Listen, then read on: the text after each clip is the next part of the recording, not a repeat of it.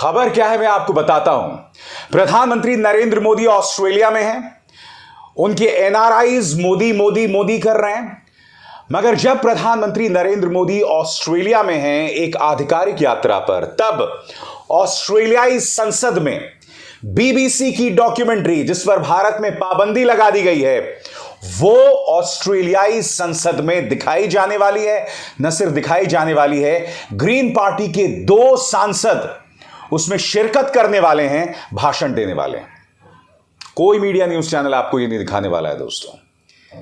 इससे बड़ी बात इस वक्त कुछ नहीं हो सकती दोस्तों। मगर न्यूज चैनल्स आपको क्या दिखा रहे हैं मैं आपको बतलाता हूं। मसलन एबीपी न्यूज का यह प्रचार, एबीपी न्यूज इस खबर में बता रहा है कि जो एनआरआईज प्रधानमंत्री नरेंद्र मोदी का स्वागत करने जा रहे हैं, उस सभा में जहां 16,000 लोग जुटेंगे, उन एनआरआईज ने क्वांटास एयरलाइन का नाम बदलकर मोदी एयरलाइन कर दिया है। जिस बस में ट्रैवल कर रहे हैं उसका नाम मोदी एक्सप्रेस कर दिया है। यही नहीं दोस्तों, ये जश्न देखिए, और इस जश्न में ये लोग क्या गाना गा रहे हैं वो आप ध्यान से सुनिए। सुनिए।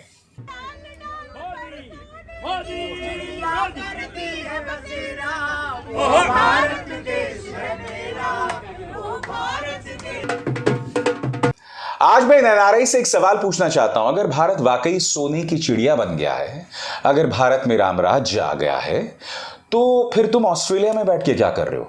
आओ भारत में इन्वेस्ट करो, बताओ ना। क्योंकि देखिए दिक्कत क्या है, ये इनके बच्चे ऑस्ट्रेलिया में पढ़ते हैं, भारत में आकर नहीं पढ़ते हैं। हां, विदेशी जमीन पर बिजनेस हितों के लिए मोदी मोदी करना बहुत आसान है। मगर अगर भारत एक सोने की चिड़िया है जहां राम राज्य है, तो आओ छोड़ो अपने तमाम बिजनेस हित और भारत में आके इन्वेस्ट करो। मगर ये नहीं आने वाले हैं, क्योंकि इनके बच्चे ऑस्ट्रेलिया की बेहतरीन यूनिवर्सिटीज में पढ़ेंगे। और इनकी क्या बात करना, भारतीय जनता पार्टी का एक भी ऐसा मंत्री, एक भी ऐसा नेता नहीं है जिसका बच्चा जो है वो विदेशों में नहीं पढ़ता। चाहे वो स्मृति ईरानी हो, चाहे वो शिवराज सिंह चौहान हो, चाहे वो धर्मेंद्र प्रधान हो, रविशंकर प्रसाद हो, गिरिराज सिंह हो, इन सब के बच्चे फॉरेन इंटरनेशनल यूनिवर्सिटीज में पढ़ते हैं। और ये लोग भारत को सोने की चिड़िया बताते हैं। अरे वहां पर बैठकर प्रोपेगेंडा करना बंद करो। अगर हिम्मत है तो भारत आओ, यहां इन्वेस्ट करो। वहां जितनी कमाई कर ली है उसका 20% यहां लगा दो। वो तुम नहीं करोगे, क्योंकि भारत में तो तुम हिंदू राष्ट्र चाहते हो। भारत में तुम चाहते हो कि साहब माइनॉरिटीज की राइट्स को दफन करके वहां हिंदू राष्ट्र बनाया जाए। मगर तुम जहां जिस ऑस्ट्रेलिया में रहते हो, या जिस अमेरिका या जिस ब्रिटेन में रहते हो, वहां तुम चाहते हो एक सेक्युलर समाज बना रहे, एक धर्मनिरपेक्ष समाज बना रहे। क्यों?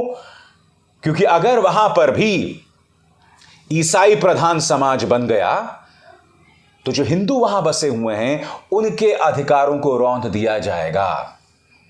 यानी कि अगर वो देश डेमोक्रेटिक नहीं रहे, ईसाई राष्ट्र हो गए जिस तरह का हिंदू राष्ट्र ये लोग भारत में चाहते हैं, तो इनके तमाम जो अधिकार हैं उन्हें रौंद दिया जाएगा। इसीलिए अपने देश में उस तरह की कल्पना नहीं करते जहां वो रहते हैं, भारत के लिए इस तरह की कल्पना करते हैं। मगर मैं मीडिया से सवाल पूछना चाहता हूं, ऐसी बौखलाहट क्या है? कर्नाटक में भारतीय जनता पार्टी की हार क्या हुई दोस्तों? मीडिया बुरी तरह से लग गया है प्रधानमंत्री नरेंद्र मोदी का महिमा मंडन करने। एक एक तस्वीर पर जो कहा जा रहा है, मसलन ये न्यूज चैनल जो कह रहा है कि बाइडेन ने प्रधानमंत्री नरेंद्र मोदी का ऑटोग्राफ मांगा और यह कहा कि आप तो मेरे देश में बहुत लोकप्रिय हैं। मैं उन न्यूज चैनल से पूछना चाहता हूं, क्या तुम में हिम्मत है यह बताने की कि प्रधानमंत्री नरेंद्र मोदी के अमेरिका पहुंचने के 22 जून को वो अमेरिका पहुंच रहे हैं, अमेरिका पहुंचने के कुछ दिन पहले जापान की G7 जहां बाइडेन और प्रधानमंत्री नरेंद्र मोदी की मुलाकात हुई, उस मुलाकात के बस चंद दिन पहले, 2 दिन पहले अमेरिकी विदेश मंत्रालय एक रिपोर्ट जारी करता है जिसमें भारत के अंदर धार्मिक आजादी को लेकर बीजेपी, विश्व हिंदू परिषद और बजरंग दल की आलोचना की जाती है। अमेरिकी विदेश मंत्रालय के मुताबिक बीजेपी, बजरंग दल और विश्व हिंदू परिषद में कोई फर्क नहीं है। क्या ये न्यूज चैनल ये सवाल पूछेंगे जो आज की तारीख में जो बाइडेन के इस बयान को सार्वजनिक कर रहे हैं, उसकी चर्चा कर रहे हैं? कर्नाटक में हार क्या हुई दोस्तों? पूरी तरह से मीडिया लग गया है कि प्रधानमंत्री नरेंद्र मोदी की छवि को उठाया जाए। एक एक करके दोस्तों मैं आपको मिसाल देना चाहता हूं जिस तरह का कचरा न्यूज चैनल्स पे चल रहा है। सबसे पहले जी न्यूज देखिए, सिडनी में मोदी का ग्रैंड शो। देखिए, नमस्ते, सुबह 8 बजे मोदी का ग्रैंड शो। मगर मोदी जी ये सवाल नहीं पूछा जाएगा कि प्रधानमंत्री नरेंद्र मोदी, आप कर्नाटक में 10 दिन डेरा बसाए हुए थे, मणिपुर जल रहा था, अब भी जल रहा था, मगर आपके मुंह से एक शब्द नहीं। राजौरी में हमारे सेना के जवान शहीद हो गए थे, प्रधानमंत्री नरेंद्र मोदी के मुंह से एक शब्द नहीं, जो अपने आप में कितने दुख की बात है। अब प्रधानमंत्री नरेंद्र मोदी कितने दिव्य और अलौकिक पुरुष हैं, और उसको लेकर जो प्रोपेगेंडा चलाया जा रहा है, एक एक करके आपकी स्क्रीन पर। सबसे पहले जी न्यूज, पापुआ न्यू गिनी से निकल रहे थे प्रधानमंत्री नरेंद्र मोदी। लोगों ने एयरपोर्ट पर प्रधानमंत्री मोदी के पैर छूकर किया धन्यवाद। मैं आपसे एक सवाल पूछना चाहता हूं, क्या ये न्यूज चैनल्स कभी भी प्रधानमंत्री से किसी मुद्दे पर सवाल करते हैं? प्रधानमंत्री को ईश्वर तुल्य बताना, वो प्रधानमंत्री जो ये दावा करते हैं कि वो प्रधान सेवक हैं। मैं ये समझना चाहता हूं प्रधानमंत्री से कि एक तरफ तो आप खुद को प्रधान सेवक करते हैं, और दूसरी तरफ ये तस्वीरें वायरल की जाती हैं आपके प्रचार तंत्र द्वारा, जिसमें लोग आपके पांव पड़ रहे हैं। आगे देखिए साहब, प्रधानमंत्री मोदी का पापुआ न्यू गिनी में भव्य स्वागत। फिजी और पापुआ न्यू गिनी ने प्रधानमंत्री को दिया सर्वोच्च सम्मान, माननीय तिहाड़ शिरोमणि। इस तरह का प्रोपेगेंडा कर रहे हैं। जी न्यूज में एक और प्रोपेगेंडा, जापान और पापुआ न्यू गिनी के बाद अब प्रधानमंत्री नरेंद्र मोदी ऑस्ट्रेलिया पहुंचे। ऑस्ट्रेलिया पहुंचते ही प्रधानमंत्री मोदी का जोरदार स्वागत। आगे सुनिए, एक बार फिर विदेशों में प्रधानमंत्री की बढ़ती लोकप्रियता का उदाहरण देखने को मिला। मैं न्यूज चैनल से एक सवाल पूछना चाहता हूं, विदेशों में जो लोग मोदी मोदी कर रहे हैं, क्या वो वहां के स्थानीय लोग हैं? क्योंकि एक जमाने में जब महात्मा गांधी विदेशों में जाते थे, जब देश गुलाम था, तब वहां की जनता महात्मा गांधी से मोहब्बत का इजहार करती थी। मगर यहां तो ये भक्त एनआरआईज हैं, ये भक्त एनआरआईज जिनके अपने बिजनेस इंटरेस्ट जुड़े हुए हैं मोदी सरकार के साथ। अगर ये मोदी मोदी ना करें तो इनके आधे बिजनेस चौपट हो जाएं। इनमें इतनी भी हिम्मत नहीं है कि अगर भारत में इस कदर रामराज्य है तो आओ भारत में इन्वेस्ट करो, अपने बच्चों को भेजो, यहां की यूनिवर्सिटीज में कोई नहीं भेजेगा। आगे देखिए साहब, रिपब्लिक न्यूज चैनल, बाइडेन ने मांगा ऑटोग्राफ, मारापे ने छुए पैर, पापुआ न्यू गिनी ने तोड़ी परंपरा, प्रधानमंत्री नरेंद्र मोदी ने बढ़ाया भारत का मान। भारत का मान नहीं, सिर्फ खुद का मान बढ़ा रहे हैं। मैं फिर आपसे सवाल पूछना चाहता हूं, प्रधानमंत्री नरेंद्र मोदी ऑस्ट्रेलिया में हैं, और प्रधानमंत्री नरेंद्र मोदी की मौजूदगी में प्रतिबंधित बीबीसी डॉक्यूमेंट्री ऑस्ट्रेलियाई संसद में दिखाई जा रही है। मैं आपको बतलाना चाहता हूं कि इसका आयोजन कर कौन रहा है आपके स्क्रीन पर। ये कौन कौन लोग हैं? आप में से कुछ लोग कह सकते हैं कि ये लोग पाकिस्तानी होंगे। नहीं साहब, ये सब भारतीय हैं। कौन कौन है आपके स्क्रीन पर? The screening has been organised by diaspora organisations and human rights groups. और वो कौन कौन से ह्यूमन राइट्स ग्रुप हैं? Amnesty International, the Australia and New Zealand chapter of Hindus for Human Rights, the Muslim Collective, the Periyar Ambedkar Thought Circle Australia, the Humanism Project, the Center for Culture-Centered Approach to Research and Evaluation. ये तमाम वो संस्थाएं हैं जो इस BBC documentary को ऑस्ट्रेलियाई संसद में दिखा रहे हैं।